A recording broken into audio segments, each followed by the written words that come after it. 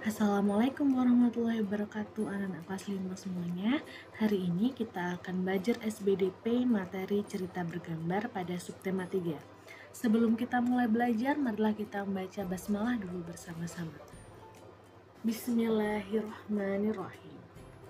Baik anak-anak semuanya, apa yang akan kita pelajari hari ini? Kita akan belajar KD 3.1 dan 4.1 tentang memahami dan juga membuat gambar cerita. Sebelumnya, mari kita ingat kembali apa itu gambar cerita.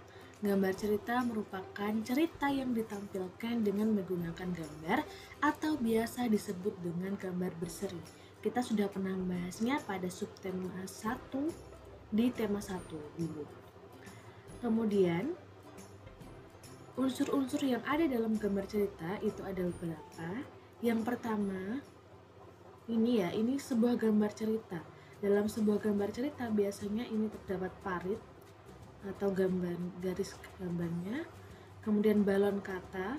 Kalau misalkan anak-anak pernah melihat sebuah gambar cerita pada komik, itu ada seperti balon seperti ini adalah balon katanya yang menggambarkan apa yang dikatakan oleh tokoh tersebut.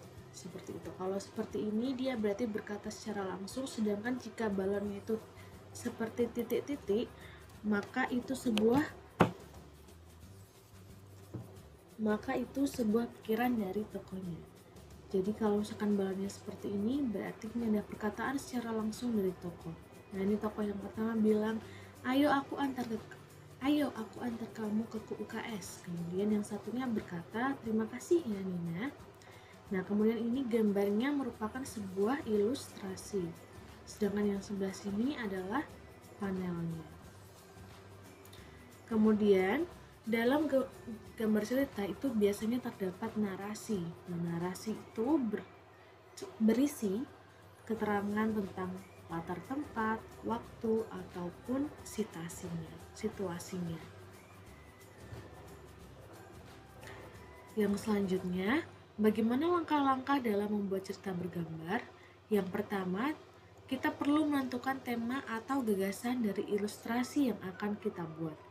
Yang kedua, kita perlu menentukan objek apa yang akan kita gambar. Yang ketiga, membuat sketsa dengan menggunakan pensil. Nah, seperti ini sebuah sketsa ya. Kemudian yang keempat, tambahkan detail pada sketsa sehingga gambar lebih sempurna. Dan setelah itu sketsa selesai, kita bisa menebalkannya dan juga mewarnainya dengan menggunakan spidol, pensil warna, krayon, ataupun cat air. Jadi tahapannya seperti ini. Yang pertama tentunya menentukan tema terlebih dahulu, baru kita temukan objeknya, kemudian membuat sketsa dengan pensil, kemudian kita tambahkan detail-detailnya dan baru kita warnai.